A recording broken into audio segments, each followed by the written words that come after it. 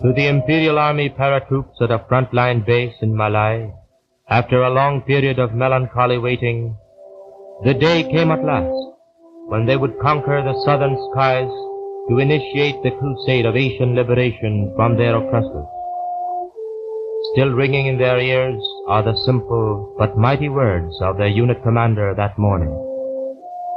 You are heaven-sent soldiers, and the time has come for you to die with smiles on your faces for the liberation of the peoples of Greater East Asia who are oppressed by Anglo-American domination.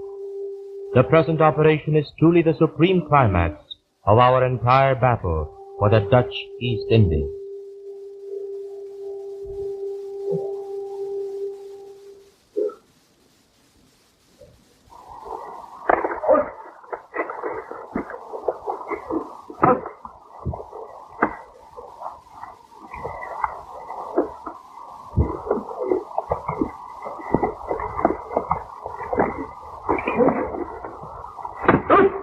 These troops had trained silently and determinedly for this moment when they would fly high over enemy territory.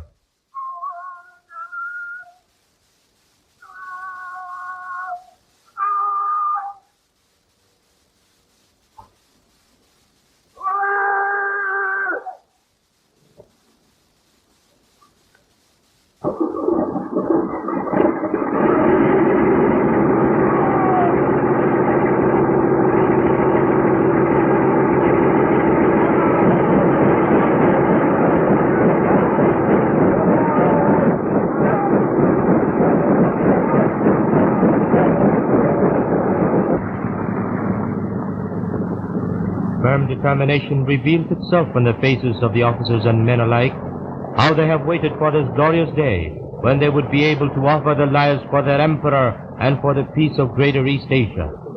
Their aim is not to live, nor yet to die, but only to complete their objective with honor and with valor.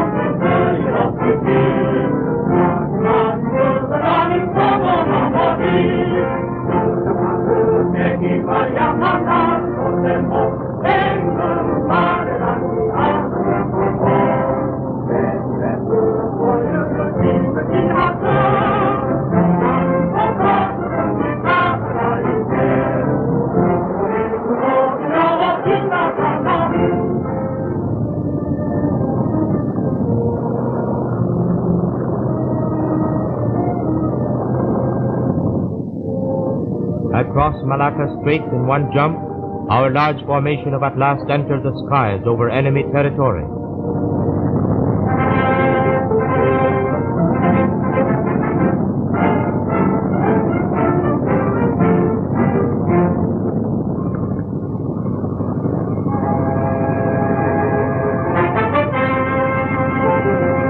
And now down the coast of Sumatra.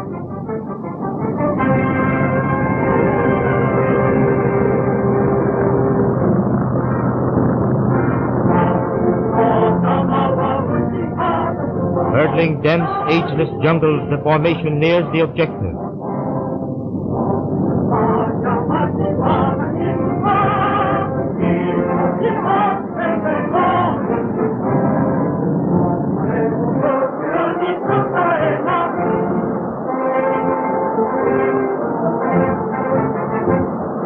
Across the faces of parachuters fleets a look of tension.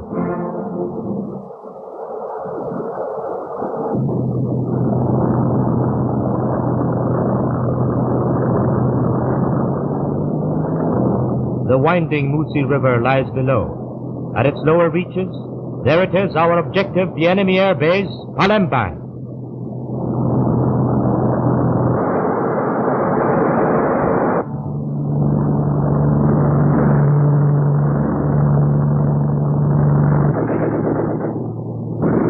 Suddenly, as we near the airport, anti-aircraft fire streak past to the front and back of our plane.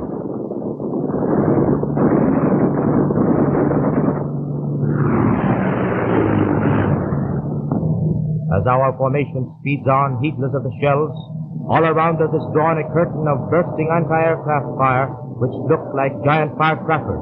Into this we plunge.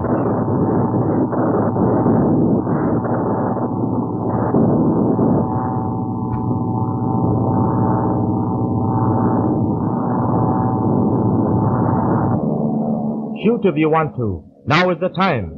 The formation points the noses of the planes down to reach a favorable position for the parachute jump.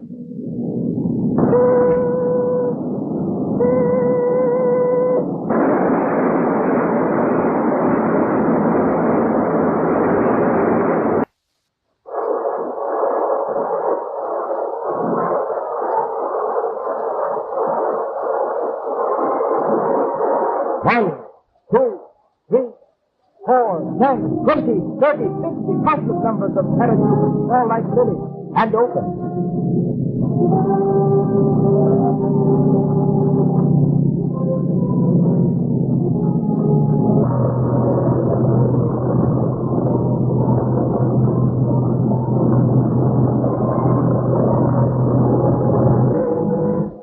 Following the men, boxes containing guns and ammunition are thrown down.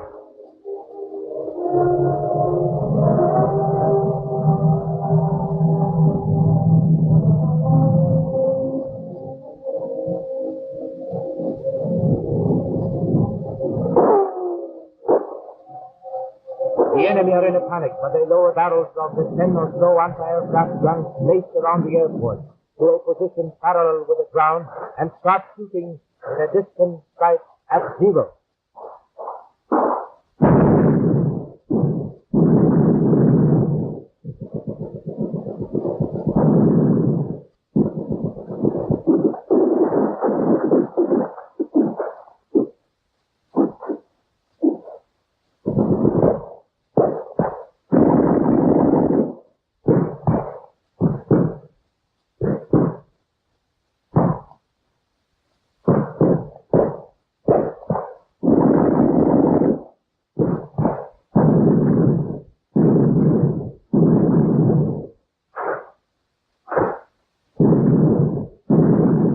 Facing this desperate resistance of the enemy, one section of our troops makes a frontal attack, while the other slips to the rear of the enemy.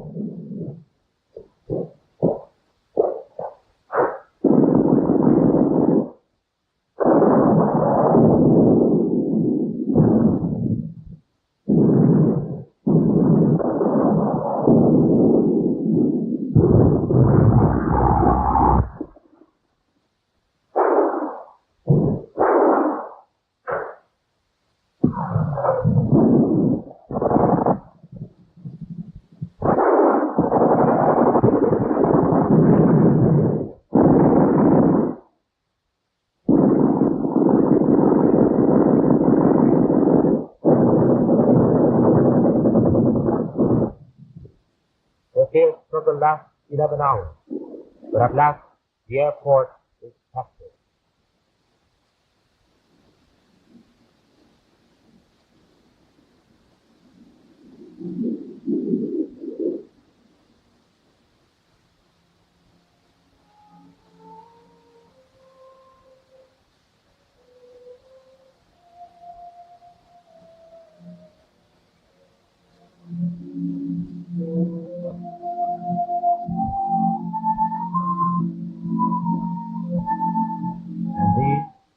These were the guns that kept futile and useless resistance.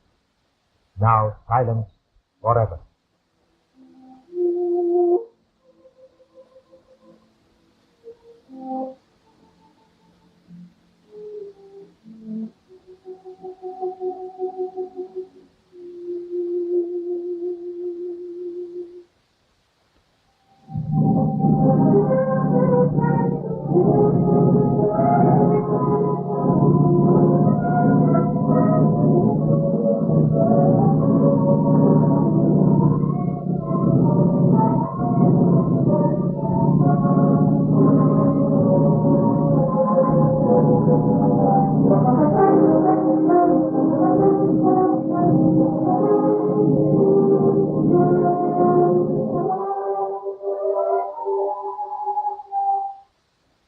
On the other hand, the troops which had parachuted down near the refineries of Palembang find themselves in muddy swamplands which envelop each step to the knee.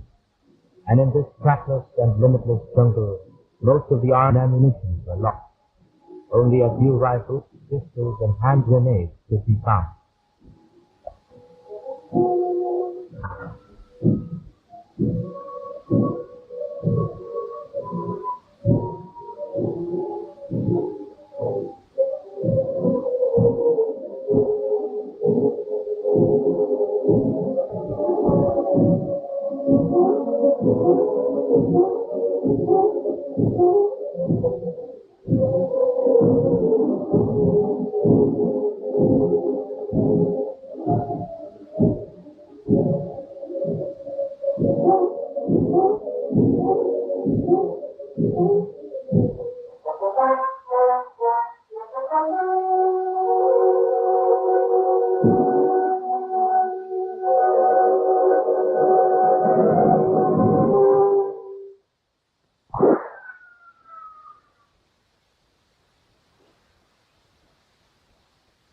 Taken by surprise, the enemy were thrown into great confusion. After fighting one day and into the night, the mainstay of the enemy forces, which greatly outnumbered our troops, tried to escape, while the Dutch technicians and enemy remnants surrendered to our forces and were made prisoners. However, a parting shot fired by the enemy before their flight hit an oil tank, and several million gallons of gasoline in one big oil tank were set on fire. As the fire spread, the black smoke curled up towards the skies and presented a picture which might be likened to the fiercest moment of Dante's Inferno.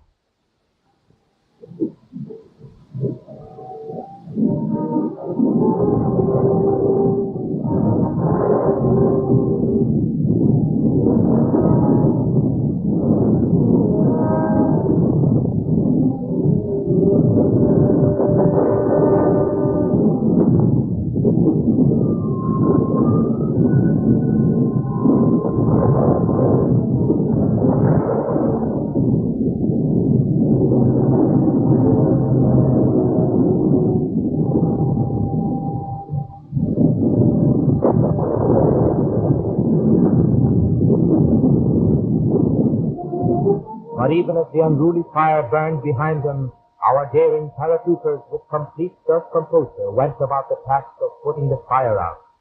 Consequently, all the toppings, which are considered the hearts of the oil refineries, were saved without any damage to any of them. It was thus possible to begin immediately the production of a limitless supply of oil. Thus, the oil fields of Palembang, the largest in the Orient, were secured by our mighty paratroopers.